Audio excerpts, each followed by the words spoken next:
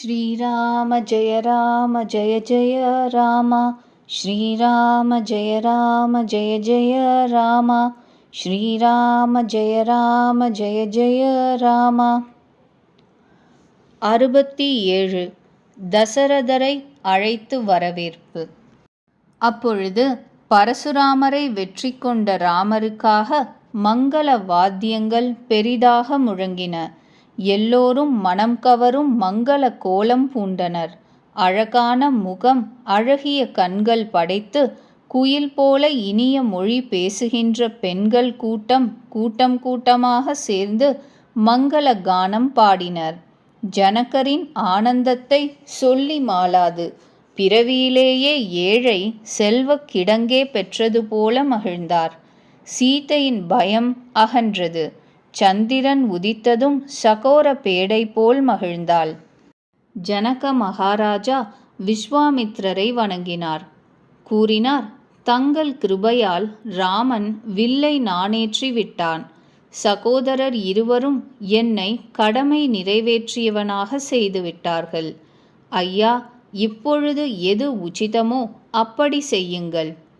விஸ்வாமித்ர முனிவர் கூறினார், சிறந்த அரசே, திருமணம் வில்லை பொறுத்து இருந்தது. வில் முறிந்ததுமே கல்யாணம் வந்துவிட்டது. தேவர், மனிதர், நாகர் யாவரும் இதை அறிவர். ஆயினும் நீங்கள் சென்று உங்க குல வழக்கம் எப்படியோ அந்தணர்கள் குல பெரியோர்கள் குருநாதர்களை கொண்டு கேட்டு வேதங்களில் கூறியபடி ஏது முறையோ அதையே செய்யுங்கள். விஸ்வாமித்திரர் கூறினார், மேலும் இனி அயோத்திக்கு தூதர்களை அனுப்புங்கள். தசரத ராஜனுக்கு அழைப்பு விடுங்கள். இதை கேட்ட ஜனக மகாராஜர் திருப்தியுடன் கூறினார், விஸ்வாமித்ர மகரிஷியே, கருணை மிக்கவரே, நன்று, அவ்வாறே செய்கிறேன். பிறகு தூதர்களை அழைத்து விஷயத்தை கூறி அனுப்பினார். மறுபடியும் மகா ஜனங்களை அழைத்தார். அனைவரும் வந்து மரியாதையுடன் வணங்கினர். அரசர் கூறினார், கடை, தெரு, சாலைகள், வீடுகள், தேவாலயங்கள், இப்படி நகரம் முழுவதும் நாற்புறமும் அலங்கரியுங்கள்.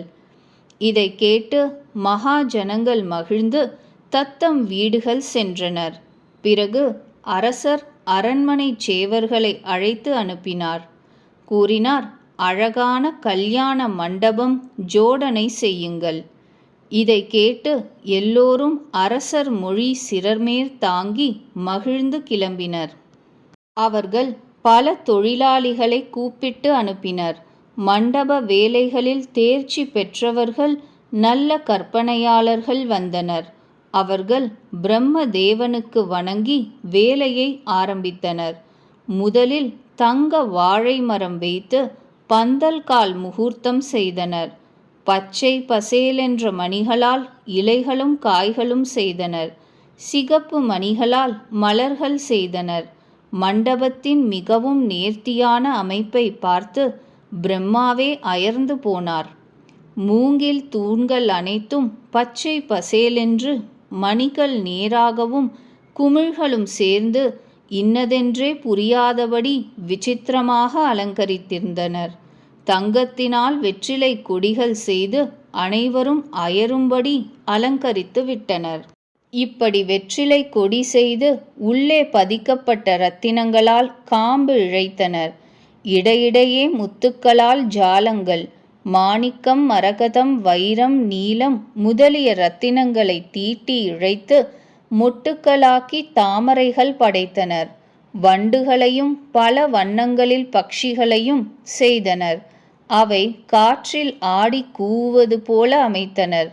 தூண்களில் தேவதை பிம்பங்களை செதுக்கினர். மங்கள பொருள்களை குவித்தனர். யானை முத்துக்களால் பலவித தோரணங்களை கட்டி அங்கணங்களை வகுத்து கட்டினர். நீல மணிகளை கோத்து அழகான மாவிலைகள் செய்தனர். பட்டு நூல்களால் நெய்த பச்சை இரத்தினங்களால் பழக்கொத்துக்கள் செய்து மாட்டினர். மன்மதனே வலை விரித்தது போல பல மங்கள கலசங்கள், அழகிய வெற்றி கொடிகள், பாவட்டாக்கள், திரைகள், சாமரங்கள், அவ்வளவு அழகான அலங்கார முகப்பு வளைவு ஜோடித்தனர். இரத்தினங்களால் ஆன தீபங்கள் போல ஜோடித்திருந்த மண்டபத்தின் விமரிசையை வர்ணிக்க இயலாது. எந்த மண்டபத்தில் மணப்பெண்ணாக சீதை இருப்பாளோ அதை வர்ணிக்க எந்த கவிக்குத்தான் மதிநலமுள்ளது? அழகு குணங்கள் இவற்றின் கடலான ராமன் மணமகனான வீற்றிருக்க வேண்டிய மண்டபம் மூவுலகும் கொண்டாடத்தக்கதாக இருக்கத்தானே வேண்டும். ஜனகருடைய அரண்மனையின் வனப்பு எவ்விதமோ அவ்விதமே நகரத்தின் மற்ற மாளிகைகளும் காணப்பட்டன. அப்பொழுது எவர் திரிகூத் எனப்படும் மிதிலாபுரியை பார்த்தனரோ அவர் 14 உலகங்களையும் துச்சமென மதித்தனர். ஜனகபுரியில் ஏழையின் வீடு கூட செல்வத்தால் நிமிர்ந்து நின்றது. அதை பார்த்து இந்திரனே மயங்கினான். எந்த நகரத்தில் லக்ஷ்மி தேவி மறைந்து அழகான மானிட பெண்ணாக விளங்குகிறாளோ அந்த நகரத்தின் சோபையை வர்ணிக்க ஆதிசேஷனும் சரஸ்வதியும் தயங்குகின்றனர். ஜனகருடைய தூதுவர்கள் ராமனுடைய பவித்திரமான அயோத்தியாபுரியை அடைந்தார்கள். நகரின் அழகை வியந்து மகிழ்ந்தனர். அரண்மனை வாசலுக்குச் சென்று செய்தி அனுப்பினர். தசரத ராஜன் கேட்டு அவர்களை உள்ளே அழைத்தார். தூதுவர்கள் வணங்கி கடிதத்தை கொடுத்தனர். அரசன் மகிழ்ந்து தானே எழுந்து கடிதத்தை பெற்றார். கடிதத்தை படிக்கும் பொழுது அவருடைய கண்களில் பிரேமையும் ஆனந்தமும் கண்ணீராக மல்கின. உடல் புல்லரித்தது. உள்ளம் நிறைந்துவிட்டது. உள்ளத்திலோ ராம லக்ஷ்மணர்கள், கையிலோ இனிய கடிதம். அரசர் அதை கையிலே வைத்து கொண்டிருந்தார். உப்புச்சப்பாக ஒன்றும் கூறவில்லை. மறுபடியும் மனதை தேற்றிக்கொண்டு அவர் பத்திரிகையை வாசிக்க ஆரம்பித்தார். அவை உண்மையில் நல்ல செய்தி கேட்டு விம்மிதம் அடைந்தனர். பரதன் தன் தோழர்களுடனும் தம்பி சத்ருக்னனுடனும் எங்கு விளையாடி கொண்டிருந்தாரோ அங்கேயே செய்தி கேட்டு வந்து சேர்ந்தார். பேரன்புடனும் கூச்சத்துடனும் கேட்கிறார், தந்தையே, கடிதம் எங்கிருந்து வந்திருக்கிறது? என்னுடைய உயிரினும் இனிய 2 சகோதரர்களும் நலம்தானே? கூறுங்கள், அவர்கள் எந்த நாட்டில் இருக்கிறார்கள்? பாசம் மிகுந்த இந்த சொல் கேட்டு தசரதர் மறுபடியும் கடிதத்தை படித்தார். கடிதச் செய்தி கேட்டு சகோதரர் இருவரும் மெய் சிலிர்த்தனர். அவர்கள் மேனியிலே அடங்காத அளவு அவர்களுடைய பிரேமை அதிகமாக வெளிப்பட்டது. பரதனுடைய தூய பக்தியை பார்த்து சபையோர் அனைவரும் மிகுந்த பேரானந்தம் அடைந்தனர். அப்பொழுது அரசர் தூதுவர்களை பக்கத்தில் அமர்த்தி கொண்டு மனம் கவரும் இனிய மொழி பேசினார். தம்பிகளே, கூறுவீர்களாக, 2 குழந்தைகளும் நலம்தானே? நீங்கள் உங்கள் கண்களாலேயே அவர்களை நன்றாக பார்த்தீர்கள் அல்லவா? ஷியாமளமும் மஞ்சளுமான திருமேனி படைத்தவர்கள். வில்லும் அம்பரா தூணியும் வைத்திருப்பார்கள். சிறு பிள்ளைகள். விஸ்வாமித்திரருடன் வந்திருப்பார்களே, நீங்கள் அவர்களை இன்னார் என்று அறிவீர்களா? அவர்கள் ஸ்வபாவம் எப்படி? கூறுங்கள் பார்க்கலாம். தசரத மகாராஜன் பாசத்திற்கு வசப்பட்டு விட்டதால் மீண்டும் மீண்டும் இவ்விதம் கேட்கிறார். என்றைக்கு முனிவர் வந்து என் குழந்தைகளை அழைத்துச் சென்றாரோ அதற்கு பிறகு இன்று நான் நல்ல செய்தி கிடைத்திருக்கிறது. ஜனகராஜன் அவர்களை எவ்விதம் புரிந்து கொண்டார்? இந்த பிரேமை சொற்களை கேட்டு தூதுவர்கள் புன்னகை புரிந்தனர். அரசர்களில் தலைசிறந்த இரத்தினமே, கேளுங்கள். உலகிற்கே அணிகளாக விளங்குகின்ற 2 சகோதரர்கள் ராம லக்ஷ்மணர்கள் யாருக்கு பிள்ளைகளோ அந்த உங்களைப் போல கொடுத்து வைத்தவர் வேறு யாருமே இல்லையே. தாங்கள் தங்கள் குமாரர்களை பற்றி கேட்கவே வேண்டாம். அந்த ஆண் சிங்கங்கள் உலகுக்கும் ஒளியாக விளங்குபவர்கள். அவர்கள் புகழுக்கு முன்னே சந்திரன் அழுக்குற்றவன். பிரதாபத்திற்கு எதிரே சூரியன் குளிர்ந்து போனவன். ஐயா, அவர்களை பற்றி நீங்கள் கேட்கிறீர்கள். அவர்களை எப்படி புரிந்து கொண்டீர் என்று. சூரியனை பார்க்க கையில் விளக்கு வேண்டுமா என்ன? சீதையின் ஸ்வயம்வரத்தில் அரசர்கள் பலர் ஒருவருக்கு மேல் ஒருவர் பெரிய போராளியாக ஒருங்கே கூடியிருந்தனர். ஆனால் சிவபெருமானின் வில்லை எவரும் நகர்த்தக்கூட முடியவில்லை. வலிமை மிக்க வீரர்கள் அனைவரும் தோற்றனர்.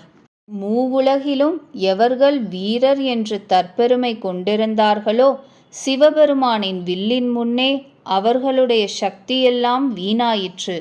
சுமேரு பர்வதத்தையே தூக்கும் சக்தி படைத்த பானாசுரன் கூட உள்ளம் தோற்று வலம் செய்துவிட்டு போய்விட்டான்.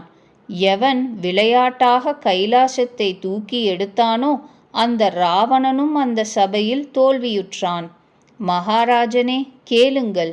அங்கே ரகுவம்ச ரத்தினமான ஸ்ரீராமன் எப்படி யானை தாமரை தண்டை எளிதாக தூக்குமோ அப்படி அனாயாசமாக சிவபெருமான் வில்லை தூக்கி உடைத்தே விட்டார். இதை கேள்விப்பட்ட பரசுராமர் கோபத்துடன் அங்கு வந்தார். அவர் பலவிதம் கண்களை உருட்டினார். முடிவில் அவரும் ராமனுடைய வலிமை அறிந்து பிரபாவம் அறிந்து அவருக்கு தன் வில்லையும் அளித்துவிட்டார்.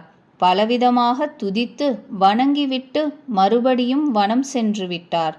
அரசே, ராமன் எப்படி ஒப்பற்ற வலிமையாளரோ அதுபோலவே தேசு நிறைந்த லக்ஷ்மணனும் இருக்கிறார். அவரை பார்த்த மாத்திரத்திலேயே பெரிய யானைகள் சிங்கக்குட்டியை பார்த்தவுடன் பதறி எழுந்திருப்பது போல அரசர்கள் நடுங்கி எழுந்தனர். தேவரே, தங்கள் இரு குமாரர்களையும் பார்த்த பிறகு எங்கள் கண்களில் வேறு எவருமே பொருட்டல்ல. பிரேமையும் பிரதாபமும் வீர ரசமும் மிளிர்கின்ற தூதர்களின் பேச்சு எல்லோருக்கும் பிடித்தது. அவையினருடன் கூட அரசரும் அன்பில் மூழ்கிவிட்டார். தூதுவர்களுக்கு வெகுமதி அளித்தார். தூதுவர்கள் இது நியாயமல்ல என்று தமது கைகளால் காதுகளை மூடிக்கொண்டனர். அவர்களுடைய தார்மீக பண்பை மதித்து அனைவரும் ஆனந்தமடைந்தனர். அப்பொழுது அரசர் எழுந்து வசிஷ்டர் இருக்குமிடம் சென்று அவரிடம் கடிதத்தை கொடுத்து நமஸ்கரித்தார். ஆர்வத்துடன் தூதுவர்களை அழைத்து கதை முழுவதும் குருநாதரிடம் விவரித்துச் சொன்னார். செய்தியெல்லாம் கேட்டு மிகவும் மகிழ்ச்சியுற்ற குருநாதர் வசிஷ்டர் கூறினார், புண்ணியம் செய்கின்ற மனிதருக்கு தானாக பூமி சுகங்களை நிரப்புகிறது. கடல் நதிகளிடம் ஆசை கொள்ளவில்லையானாலும் நதிகள் கடலை நோக்கி போவது போல. அதுபோல மேன்மைகளும் செல்வமும் அழைக்காமலே தானாகவே தர்மாத்மாவிடம் வந்து சேருகின்றன. நீங்கள் குரு, அந்தணர், பசு, தேவர்களை வழிபடுகிறீர்கள். அதுபோல புனிதவதியான கௌசல்யா தேவியும் செய்கிறாள். உங்களுக்கு நிகரான புண்ணியாத்மா உலகில் யாரும் இருந்ததில்லை, இப்பொழுதும் இல்லை, இருக்கப் போவதும் இல்லை. அரசே, உங்களை காட்டிலும் அதிகம் புண்ணியம் செய்தவன் எவன் இருக்க முடியும்? உங்களுக்கல்லவா ராமனை போன்ற ஒரு தெய்வ குமாரன் பிறந்திருக்கிறார். எவருடைய 4 குமாரர்களும் வீரர்களோ, பணிவும் பண்பும் உள்ளவர்களோ, குணங்களின் அருமையான கடல்களோ, அப்படிப்பட்ட உங்களுக்கு என்றும் மங்களம்தான். ஆகவே பேரிகை கொட்டி மாப்பிள்ளை ஊர்வலம் தயார் செய்யுங்கள். உடனே போங்கள், விரையுங்கள். குரு வசிஷ்டரின் இந்த சொற்கேட்டு தசரத மகாராஜா, ஐயா, நன்று நன்று என்று பதில் கூறி தலைவணங்கி தூதுவர்களுக்கு இருக்கை ஏற்பாடு செய்து அரசர் அரண்மனை சென்றார். தசரத மகாராஜா ராணிகள் அனைவரையும் அழைத்து ஜனகருடைய கடிதத்தை வாசித்து காண்பித்தார். செய்தி கேட்டு ராணிகள் மகிழ்ச்சி அடைந்தனர். அரசர் பிறகு மற்ற செய்திகளை விவரமாக கூறினார்.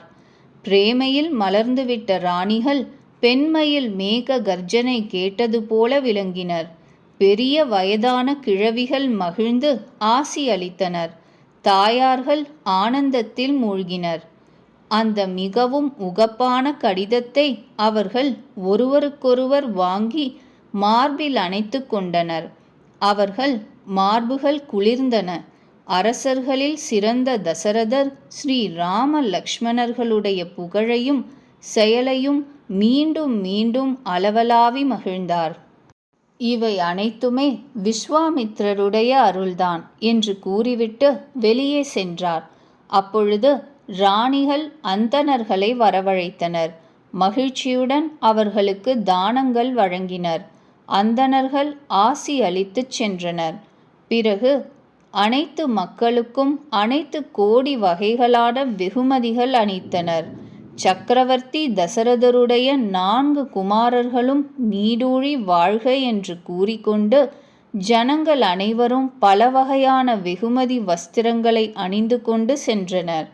குதூகலமடைந்த நகரத்தார்கள் மிக்க பலம் கொண்டு நகதராக்களை அடித்து முழக்கினர். மக்கள் அனைவருக்கும் இந்த செய்தி கிட்டியவுடன் ஒவ்வொரு வீட்டிலும் கொண்டாட்டம்தான். 14 உலகங்களிலும் உற்சாகம் கரை புரண்டது. ஜானகிக்கும் ரகுவரனுக்கும் திருமணமாமே. இந்த மங்கள செய்தி கேட்டு மக்கள் ஒருவருக்கொருவர் பிரேமையில் மூழ்கினர். சாலைகளிலும் சந்துகளிலும் வீடுகளிலும் அலங்காரங்கள் செய்யப்பட்டன. அயோத்தி எப்பொழுதும் சீரும் சிறப்புடன் விளங்குமானாலும், ஏனெனில் அது ராமனுடைய மங்களமான பவித்திரமான க்ஷேத்திரமல்லவா? ஆயினும் அன்பு மேல் அன்பு கூடுவதால் அந்த மங்கள அலங்காரங்கள் மேலும் செய்யப்பட்டன. அரசு கொடிகள், பாவட்டாக்கள், திரைகள், அழகான சாமரங்கள் எல்லாம் கடைவீதியெங்கும் நெருக்கமாக அலங்கரிக்கப்பட்டன. தங்க கலசங்கள், தோரணங்கள், இரத்தினங்களால் ஆன வளைகள், ஜாலங்கள், மஞ்சள், அருகம்புல், பால், தயிர், முனைமுறியாத அரிசிகள், மாலைகள் இவற்றால் மக்கள் தத்தம் வீடுகளை அலங்கரித்து மங்களம் விளங்க வைத்தனர். சந்துகளின் சந்திப்புகளில் நீர் தெளித்து, வாசல்களில் சந்தனம், குங்குமப்பூ, கஸ்தூரி, பச்சை கற்பூரம் சேர்த்து ஆக்கப்பட்ட நீருக்கு சதுரசம் என்று பெயர். இப்படியாகிய சதுரசம் தெளிக்கப்பட்டது. மின்னலை போன்ற காந்தி, சந்திரன் போன்ற முகம், மான் குட்டிகளினுடையது போன்ற கண்கள் உடைய பெண்கள் தம் அழகு திருமேனியினால் ரதியின் கர்வத்தை அடக்கி அழகாக சிரிக்கிற பெண்கள் 16 வகை அலங்காரங்களை செய்து கொண்டு ஆங்காங்கே கூட்டமாக கூடி மனம் கவரும் குரலில் மங்கள கீதம் பாடுகின்றனர். அவர்களுடைய இனிமையான குரல் கேட்டு குயில்களும் வெட்கப்படுகின்றன. உலகத்தையே மயக்குகின்ற மண்டபம் கட்டப்பட்டிருந்த அரச அரண்மனையை பற்றி என்ன சொல்ல? பலவிதமான மனங்கவர் மங்கள பொருள்கள் அழகாக அடுக்கி வைக்கப்பட்டிருக்கின்றன. பலவித தாள வாத்தியங்கள் முழங்குகின்றன. ஓரிடத்தில் துதி பாடகர்கள் பிருதுகட்டியம் கூறுகின்றனர். மற்றோரிடத்தில் அந்தணர்கள் வேத கோஷம் கூட்டுகின்றனர். அழகிய பெண்மணிகள் ராமா, சீதா என்று பெயர் கூவி மங்கள கீதம் பாடுகின்றனர். உற்சாகம் கரை புரள்கிறது. அவர்களுடைய அன்பு கோலாகலத்திற்கு முன்னே அரண்மனையே சிறிதாகிவிட்டது. ஆகவே உற்சாகம் உள்ளடங்காமல் வெளியிலும் பாய்ந்து நாற்புறமும் கொம்மாளம் போடுகிறது. தசரதர் அரண்மனையின் சோபையை எந்த கவிதான் வர்ணிக்க முடியும்? அங்கு சகல தேவர்களின் முடிமணியாக விளங்கும் ராமன் அல்லவா அவதாரம் செய்திருக்கிறார். பிறகு அரசர் பரதனை அழைத்து கூறினார், நீ சென்று குதிரைகளையும் யானைகளையும் இரதங்களையும் தயாரிக்கச் சொல். அவசரமாக ராமனுடைய சம்பந்தி ஊர்வலம் கிளம்ப வேண்டும். இது கேட்டவுடன் பரதனும் சத்ருக்னனும் ஆனந்தத்தினால் மெய் சிலிர்த்தனர். பரதன் எல்லா குதிரை லாய காப்பாளர் தலைவர்களுக்கும் ஆணையிட்டான். அவர்கள் மகிழ்ந்து ஓடினர். அவர்கள் ரசனையுடன் ஜேனங்கள் ஜோடித்து குதிரைகளை அலங்கரித்தனர். பல நிறங்களில் குதிரைகளின் வரிசை மிக அழகாக அமைந்தது. குதிரைகள் அனைத்தும் மிக அழகாக ஓரிடம் தரிக்காமல் இங்கும் அங்கும் நடந்து மிளிர்ந்தன. ஏதோ காய்ச்சிய லோகத்தின் மீது வைக்கிறார் போல் பூமியில் பட்டும் படாமலும் கால்களை வைத்தன. காற்றை பின்தள்ளி பறக்க விரும்புகின்றன போலும்.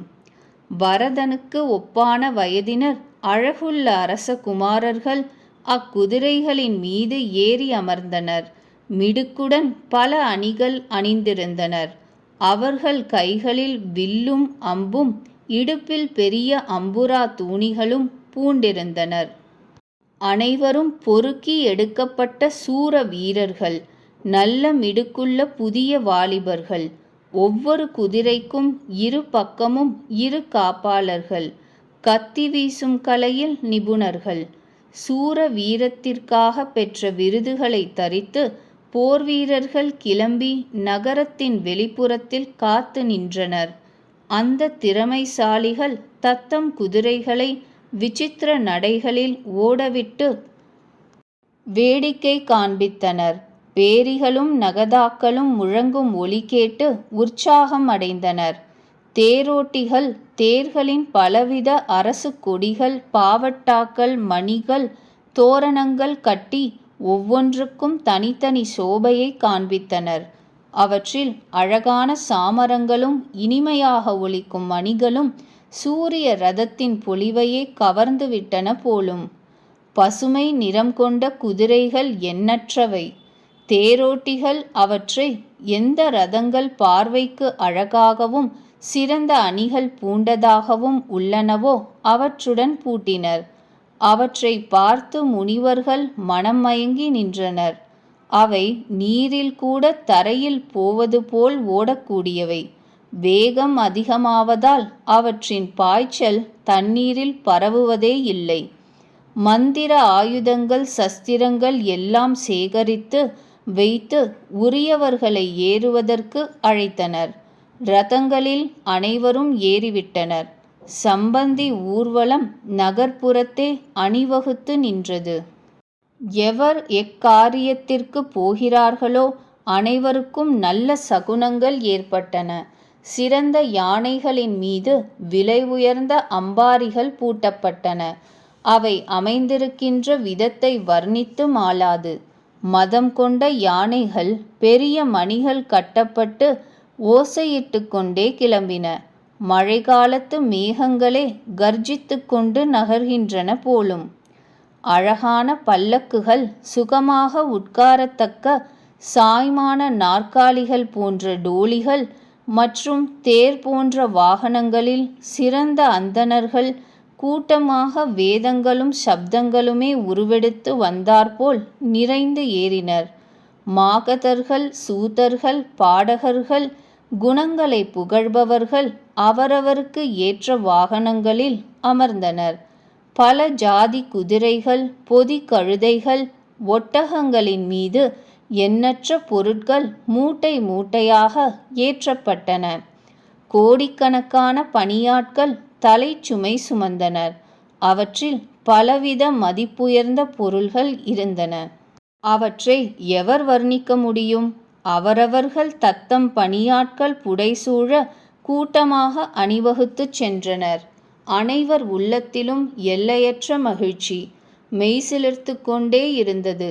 நாம் ராம லக்ஷ்மணர்களை கண்ணார கண்டு எப்பொழுது களிப்போம் என்று ஆவலுடன் இருந்தனர். யானைகள் பிளிறுகின்றன. அவைகளின் மணி ஓசை பெரிதாக வெகு தூரம் ஒலிக்கிறது. நாற்புறமும் ரதங்களின் கடகட ஓசை, மேகங்களை பழிக்கும் நகதாக்களின் ஓசை. எவருக்கும் ஒருவர் பேசுவது அடுத்தவர் காதில் கேட்கவே இல்லை. தசரதரின் அரண்மனை வாசலில் பெரிய கூட்டம். அங்கொரு கல்லை வீசினால் அது பொடி தூசியாகி பறக்கும். மாடி சாளரங்களில் ஏறி பெண்மணிகள் மங்கள தாம்பாளங்களில் ஆரத்தி எடுத்தனர். பலவிதமான மனங்கவர் கீதங்கள் பாடிக்கொண்டிருந்தனர். அவர்களின் அளவற்ற ஆனந்தத்தை சொல்லி மாளாது. அப்பொழுது சுமந்திரர் 2 ரதங்களை ஜோடித்து அவைகளில் சூரியனுடைய குதிரைகளை பழிக்கும் குதிரைகளை பூட்டினார். அந்த 2 ரதங்களையும் அவர் தசரதர் அருகே கொண்டு வந்தார். அவற்றின் அழகை சரஸ்வதி கூட வர்ணிக்க முடியாது. ஒரு ரதத்தின் மீது அரச குடும்பத்தின் பொருட்கள் ஏற்றப்பட்டன. மற்றொன்று ஒளியே பிழம்பாக மிகவும் பொலிவுடன் விளங்கியது. அந்த அழகிய ரதத்தில் அரசர் உவகையுடன் முதலில் வசிஷ்டரை ஏற்றி, பிறகு தான் கணேசர், பரமேஸ்வரன், கௌரிமாதா, குருநாதர்களை மனதார வணங்கி ரதத்தில் ஏறினார். வசிஷ்டருடன் கூட தசரதர் எவ்விதம் விளங்கினார்? எப்படி தேவ குருவான பிரகஸ்பதியுடன் இந்திரன் விளங்குவாரோ அப்படி. வேத முறையையும் குல வழக்கத்தையும் ஒட்டி எல்லா காரியங்களையும் செய்து யாவரும் எல்லா விதங்களிலும் தயாராக இருப்பதை பார்த்து ஸ்ரீ ராமச்சந்திரனை தியானம் செய்து குருவின் அனுமதி பெற்று அரசர் சங்கை முழக்கினார். சம்மந்தி ஊர்வலம் பார்த்து தேவர்கள் மகிழ்ந்து அழகான மங்களம் விளைவிக்கின்ற மலர்களை தூவினர். பெரிய கோலாகல கூச்சல் எழுந்தது. குதிரைகளும் யானைகளும் பிளிரின. ஆகாயத்திலும் சம்மந்தி ஊர்வலத்திலும் வாத்தியங்கள் முழங்கின. தேவ மகளிரும் மனித பெண்மணிகளும் அழகான மங்கள பாட்டுகள் பாடினர். ரசம் மிகுந்த ராகங்கள் ஷெனாய் வாத்தியங்களில் வாசிக்கப்பட்டன. பெரிய மணிகள் சிறு மணிகளின் ஓசையை வர்ணித்து மாளாது. கால்நடையாக வரும் பணியாட்கள் பலவிதமான சிலம்பு விளையாட்டுகள் ஆடினர். பக்கத்திலும் காவலும் காத்தனர். சிரிப்பு மூட்டுவதில் வல்ல விதூஷகர்கள் பலவித வேடிக்கைகள் காட்டி பாடி மகிழ்வித்தனர். அழகிய ராஜகுமாரர்கள் மிருதங்கங்கள் போல வாத்திய முழக்கம் கேட்டு அதற்கு தக்கபடி தமது குதிரைகளை நாட்டியமாட வைத்தனர். அவை தாளக்கட்டிலிருந்து சிறிதும் பிறழவில்லை. சிறந்த நாட்டிய கலைஞர்கள் இதை குதூகலத்துடன் பார்த்தனர். வர்ணித்து மாளாத வகையில் சம்மந்தி ஊர்வலம் அமைந்தது. அழகான மங்களத்தை குறிகாட்டுகின்ற சகுனங்கள் ஏற்பட்டன. மயில்கள் இடதுபுறம் மேய்ந்து கொண்டிருந்தன. அது மங்களங்கள் அனைத்தையும் சுட்டி காட்டுகின்றது. வலப்புறம் காக்கைகள் அழகிய வயற்கரைகளில் அழகாக அமர்ந்திருந்தன. சிலர் நரிகளை கூட பார்த்துவிட்டனர். மூவகையான குளிர்ந்த நறுமணமுள்ள மெல்லிய காற்று அனுகூலமாக வீசிற்று. சிறந்த சுமங்கலிகள் நிறை குடங்களுடன் இடுப்பில் குழந்தைகளுடன் எதிரே வந்தனர். நரிகள் திரும்ப திரும்ப பார்வையில் பட்டன. பசுக்கள் எதிரே கன்றுகளுக்கு பால் ஊட்டின. மான்கள் வரிசையாக இடமிருந்து வலம் சென்றன. மங்களங்கள் அனைத்தும் தென்பட்டன போலும்.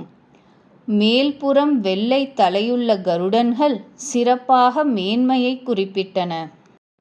கருப்பு குருவி இடது புறம் மரத்தில் காணப்பட்டது. தயிர் மீன் கூடைகள் வந்தன. அந்தணர் இருவர் கையில் நூல்களுடன் எதிரே வந்தன. எல்லா சகுனங்களுமே மங்களமாக கல்யாணமாக வேண்டிய பயன் கை கூடுவதாக அமைந்தன. அவை உண்மைதான் என்று தம் பெயரை காப்பாற்றிக் கொள்ளவே ஒன்று கூடி வந்தன போலும். சகுன பிரம்மமே எவருக்கு புத்திரரோ அவருக்கு எல்லா சகுனங்களும் எளியவையே. ராமன் என்ற மாப்பிள்ளை, சீதை என்ற மணமகள், தசரதர் ஜனகர் என்ற தூய சம்பந்திகள். இவ்வித திருமணம் கேட்டு சகுனங்கள் அனைத்தும் நல்ல வேளையாக பிரம்மதேவன் நம்மை உண்மை என நிரூபித்து விட்டார் என்று கொம்மாளம் இட்டன. இவ்விதம் சம்மந்தி ஊர்வலம் கிளம்பியது. குதிரைகள் யானைகள் பிளிறுகின்றன. நகதாக்கள் முழங்கப்படுகின்றன. சூரிய வம்சத்து வெற்றி கொடியான தசரதர் வருகிறார் என்று கேள்விப்பட்டதும் ஜனகர் ஆறுகளின் மீது பாலம் கட்டினார். வழிநடுவில் தங்குவதற்கு அழகான பங்களாக்கள் அமைத்தார். அங்கு தேவலோகம் போல சாமான்களை கொண்டு குவித்தார். அங்கு சம்பந்திகளுடன் கூட வந்த ஜனங்கள் தத்தமது விருப்பத்திற்கு ஏற்றவாறு அருமையான உயர்ந்த உணவுகள் உண்டனர். விரிப்புகளில் படுத்தனர். வஸ்திரங்கள் அணிந்தனர். மனதிற்கு பிடித்தமான புத்தம் புதிய சுகங்களை அனுபவித்து தத்தம் வீடுகளையே மறந்தனர். மிக பெரிதாக முழங்கப்படும் நகதாக்களின் ஒலி கேட்டு வர ஊர்வலம் வருகிறது என்றறிந்து எதிர்கொண்டு அழைப்பவர்கள் யானைகள், இரதங்கள், கால்நடை படைகள், குதிரைகளை அலங்கரித்து அழைத்து கொண்டு முன்னே சென்றனர். பால், பழங்கள், கனிகள், கனிரசங்கள், குளிர்ந்த நீர் நிறைந்த தங்கக் குடங்கள், வர்ணிக்கவே முடியாத அமுதம் போன்ற பலவித சமைத்த உணவுகள் நிறைந்த அண்டாக்கள், தாம்பாலங்கள், குவளைகள், பாத்திரங்கள், உயர்ந்த பழங்கள், இன்னும் பல உயர்ந்த பொருட்கள் இவற்றை கூட்டி சாமான்களாக ஜனகர் அனுப்பி வைத்திருந்தார். சால்வைகள், வஸ்திரங்கள், அணிகள், பலவித மதிப்புயர்ந்த இரத்தினங்கள், பக்ஷிகள், பசுக்கள், குதிரைகள், யானைகள் மற்றும் பல வாகனங்கள், பலவிதமான நறுமணம் கமழும் இனிய மங்கள திரவியங்கள், சகுன பொருட்கள் இவற்றை அரசர் அனுப்பியிருந்தார். தயிர், அவல், பலவித எல்லையற்ற பக்ஷண வகைகள் காவடியில் வந்தன. எதிர்கொண்டு அழைப்பவர்களுக்கு சம்பந்தி ஊர்வலம் தென்பட்டவுடன் அவர்கள் ஆனந்தம் அடைந்தனர், மெய் சிலிர்த்தனர். பலவித வெகுமதிகளுடன் வரவேற்பவர்கள் எதிரே வருவதை பார்த்து சம்பந்தி ஊர்வலத்தில் உள்ளவர்கள் மகிழ்ந்து முரசு கொட்டினர். சிலர் பரஸ்பரம் கூடி மகிழ வேண்டும் என்பதற்காக சந்தோஷத்தினால் தமது அணியை விட்டு ஓடி வந்தனர். இரு கடல்கள் கரை புரண்டது போல கலந்தனர். தேவ மகளிர் பூமாரி பொழிந்து பாடினர். தேவர்கள் மகிழ்ந்து துந்துபி முழங்கினர்.